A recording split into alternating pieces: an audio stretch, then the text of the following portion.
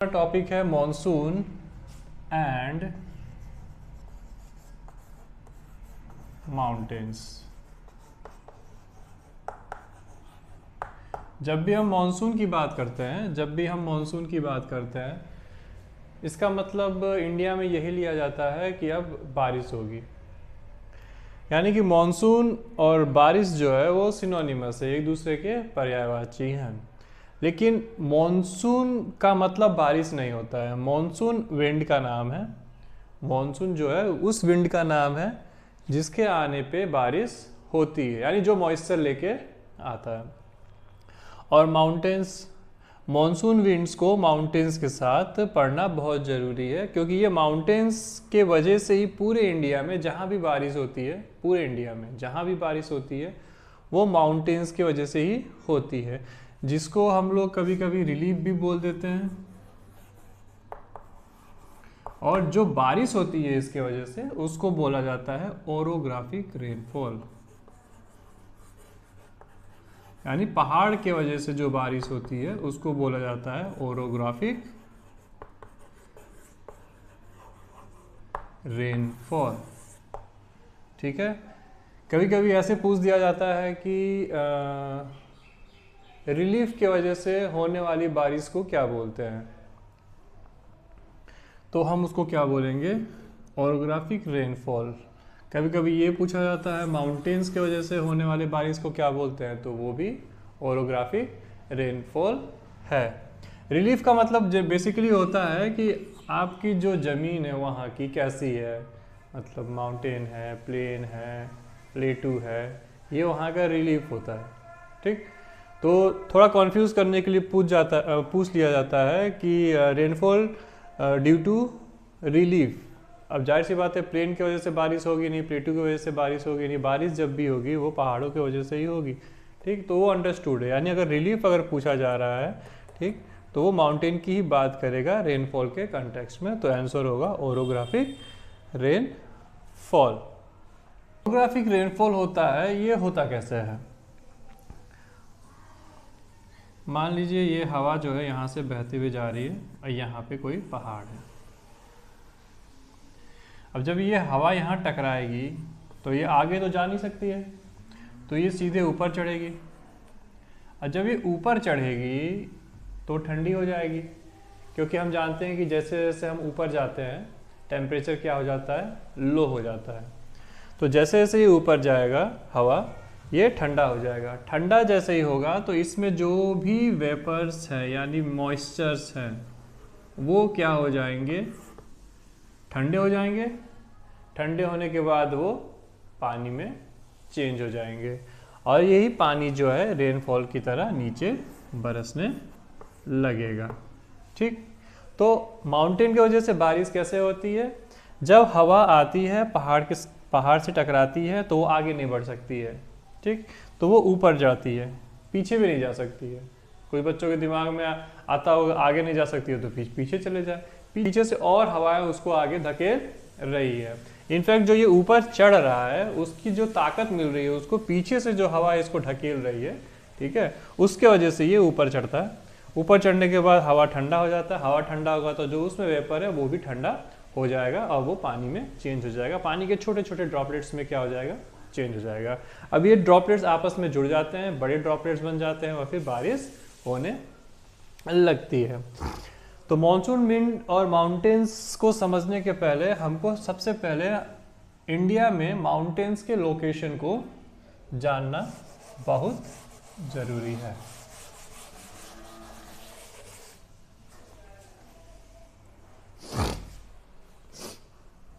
अब देखिए यहाँ पे माउंटेन्स जो होते हैं यहाँ से शुरू होते हैं, ये पूरे ऐसे जाते हुए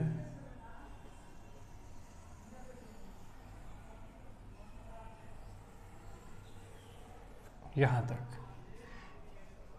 ठीक।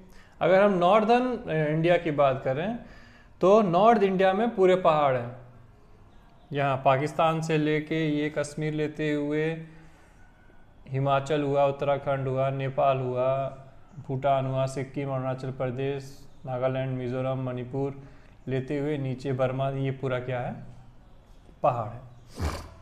अब ये पहाड़ क्या करती हैं, जो मॉनसून हवाएं आती हैं उनको आगे बढ़ने से रोक देती हैं, या उनका डायरेक्शन क्या करती हैं, चेंज कर देती हैं। अब यहाँ पे वेस्टर्न घाट्स की पहाड़ियाँ हैं, ये अरावली हिल्स है,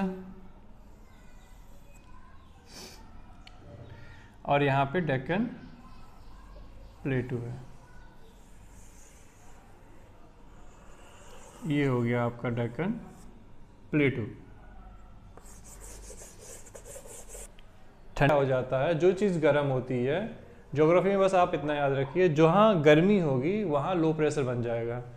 तो यहाँ लो प्रेशर, नीचे लो प्रेशर बन जाता है, ठीक, और यहाँ से पूरी हवा जो है वहाँ चलती है, उस साइड की तरफ मूव करेगी, क्योंकि यहाँ ठंडी है तो यहाँ हाई प्रेशर है, तो हाई प्रेशर से लो प्रेशर की तरफ विंड मूव करेगी। लेकिन जैसे ही सूरज साउथ हेमिस्फीयर से नॉर्थ हेमिस्फीयर की तरफ बढ़ता है, इक्वेटर की तरफ बढ़ेगा, पहले इक्वेटर की तरफ आएगा, फिर ट्रॉपिक ऑफ कैंसर की तरफ आएगा, ठीक।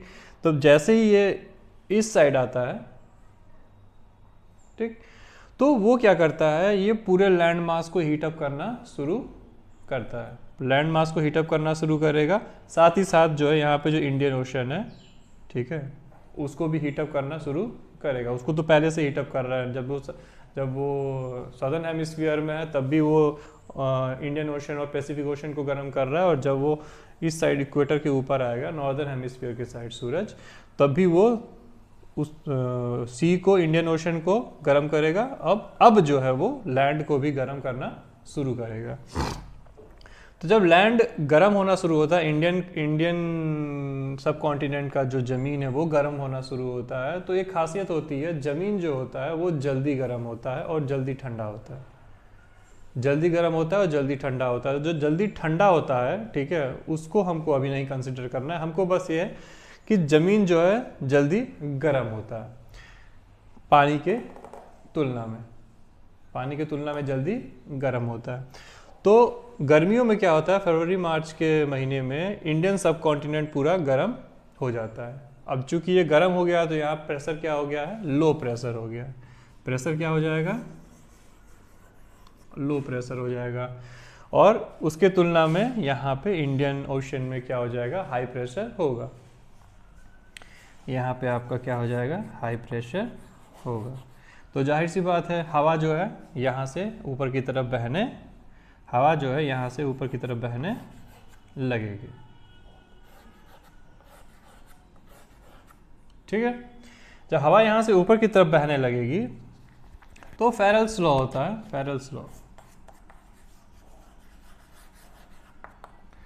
तो वो ये कहता है कि कोई भी हवा नॉर्थ हेमिस्फीयर में अपने राइट में डिफ्लेक्ट हो जाएगी, अपने राइट में डिफ्लेक्ट हो जाएगी, पृथ्वी के रोटेशन के वजह से वो अपने राइट में डिफ्लेक्ट हो जाएगी। तब ये जो हवा यहाँ से आ रही है, ये हवा जो है इस तरह से डिफ्लेक्ट हो जाएंगी, ये इधर डिफ्लेक्ट होगी और ये इधर डिफ्लेक्ट हो जाएगी। इधर डिफ्लेक्ट होने के बाद ये, चूंकि यहाँ पे माउंटेन्स हैं, नीलगिरी हिल्स वगैरह, अन्नामलाई हिल्स वगैरह हैं, तो ये इसको क्रॉस नहीं कर पाएगी, ये इसको क्रॉस नहीं कर पाएगी, लेकिन ये जो हिस्सा है ये क्रॉस कर जाएगा, इधर आगे बढ़ जाएगा, ठीक। तो ये हो गया आपका, ये इसको क्रॉस नहीं कर पाएगा, ठीक है, तो ये इधर डिफ्लेक्ट होगा ऐसे पहाड़ों की वजह से। जाना तो इसको राइट में फेरेल्स लॉ के हिसाब से, लेकिन ये पहाड़ की वजह से इधर पहले इधर टकराएगा और फिर इधर डिफ्लेक्ट होगा, ये ऐसे, ठीक। तो ये हो जाएगा अरेबियन सी ब्रांच, और ये हो जाएगा बे ऑफ बंगाल ब्रांच। जैसे ये इक्वेटर क्रॉस करेगा, इस हवा का डायरेक्शन ये है, यानी कि क्या है, ये तो साउथ में है और वेस्ट में, इंडिया के साउथ में और वेस्ट में, तो इसको हम लोग बोलेंगे साउथ वेस्ट मॉनसून। क्या बोलेंगे, south west monsoon, south west monsoon winds.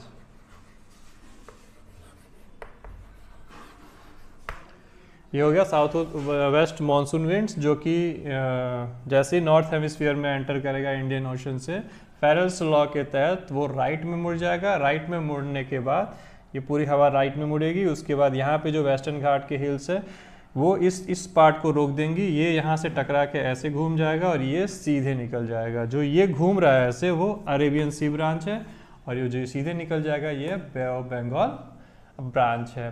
अब यहाँ से असली खेला शुरू होता है, मतलब असली गेम जो है वो यहाँ से शुरू होता है। यहाँ से चीज़ों को समझनी है।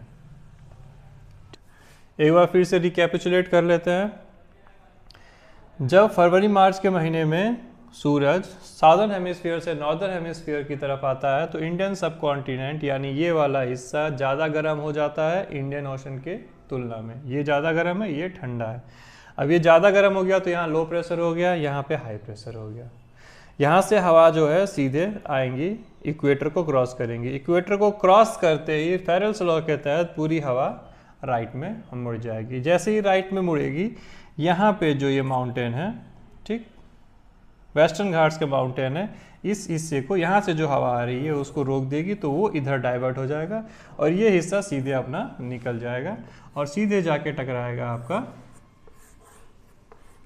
बर्मा में जो हिमालय का पार्ट है, हिमालय है ये बर्मा में जो हिस्सा आया है, ठीक है, वहाँ से जाके टकराएगा और कुछ हिस्सा इसका सीधे आगे निकल जाएगा बर्मा से टकराते हुए, क्योंकि यहाँ पे हिमालय जो है काफ़ी छोटा है, हिमालय का हाइट जो है काफ़ी छोटा है, तो कुछ हिस्सा यहाँ से आगे निकल जाएगा, ठीक। लेकिन जो यहाँ से टकराएगा, यहाँ पे हिमालय जो है ऊंचा है, तो वो क्या होगा, ऐसे फिर ये ऐसे टर्न होके इस तरह जाएगा, फिर वो टर्न होके इस तरह जाएगा और यहाँ से जो ब्रांच जा रहा है, ये जो ब्रांचिंग आ रही है, ठीक है, ये इस वाले से टकरा के ये इसको आगे बढ़ने नहीं देगा, ठीक, ये हिस्सा इसको आगे बढ़ने नहीं देगा, तो ये सीधे ऐसे पाकिस्तान वाकिस्तान सब लेते हुए ये ऐसे आएंगे और ये अरेबियन सी ब्रांच जो है ये सीधे जाएगा कश्मीर वश्मीर जहाँ तक पहुँच सकता है, इसके आगे नहीं जा पाएगा क्योंकि वहाँ पे माउंटेन्स काफ़ी ऊंचे हैं, ठीक है।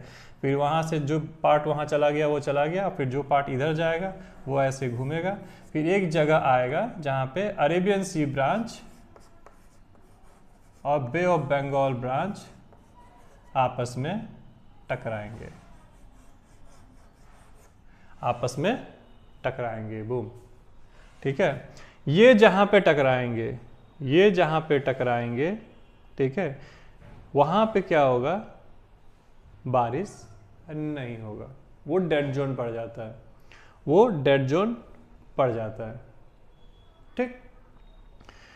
जिस जगह के ऊपर टकराएंगे वो डेड जोन पड़ जाए। बेसिकली ये पूर्वांचल के ऊपर ही टकराते हैं, तो पूर्वांचल में कई बार होता है बारिश कम होती है, जब टकराएंगे तो बारिश कम होगी, ठीक। तो ये अरेबियन सी ब्रांच है और ये बे ऑफ बंगाल ब्रांच है, ठीक। ये आके ऐसे टकरा है, ये क्लियर हो गया।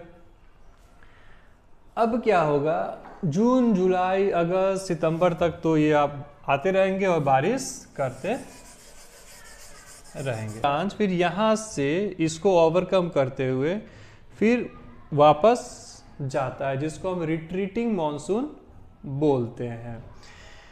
उसके बाद हम लोग पढ़ेंगे north east monsoon, north east monsoon, retreating monsoon के बाद नॉर्थ ईस्ट मॉनसून पढ़ेंगे, जो कि यहाँ पे डेवलप होके ऐसे डेवलप होके फिर यहाँ से घूमते हुए फिर वो भी तमिलनाडु के साइड में जाता है। यानी कि रिट्रीटिंग मॉनसून, ठीक, वो तो अरेबियन सी ब्रांच है, वो सीधे घूम के चला जाएगा और नॉर्थ ईस्ट मॉनसून जो है वो डेवलप होता है, ठीक है, ठीक। और फिर उसके बाद एक आता है वेस्टर्न टर्बुलेंस, जो मेडिटेरियन सी से आता है, यहाँ से आता है, यहाँ से आता है, क्योंकि यहाँ की जो पहाड़ियाँ हैं, हिंदू कुश की पहाड़ियाँ हैं और सुलेमान रेंज अफगानिस्तान की पहाड़ियाँ जो है उतनी ऊंची नहीं है, तो थोड़ा बहुत, पूरा ज़्यादा नहीं आता है, मतलब थोड़ा बहुत पहुँच जाता है। लेकिन यहाँ साइबेरिया से जो हवाएं आती हैं वो नहीं पहुँच पाता है, क्योंकि यहाँ पे जो हिमालय है वो सबसे ऊंचा है, आप जान ही रहे हैं, एवरेस्ट सबसे ऊंचा माउंटेन है, ठीक है। तो यहाँ का जो रेंज है, ठीक, वो ग्रेटर हिमालयंस का, वो बहुत ऊंचा, वहाँ से टकरा के वहीं बर्फबारी करके उसको पूरा रोक देते हैं। अगर ये हिमालय यहाँ पे नहीं होता तो ठंडियों में पूरा भारत में क्या गिरता, बर्फ़ गिरता। पूरे भारत में आपको बर्फ़ ही बर्फ़ मिलता। नॉर्थ इंडिया तो पूरा ढका रहता।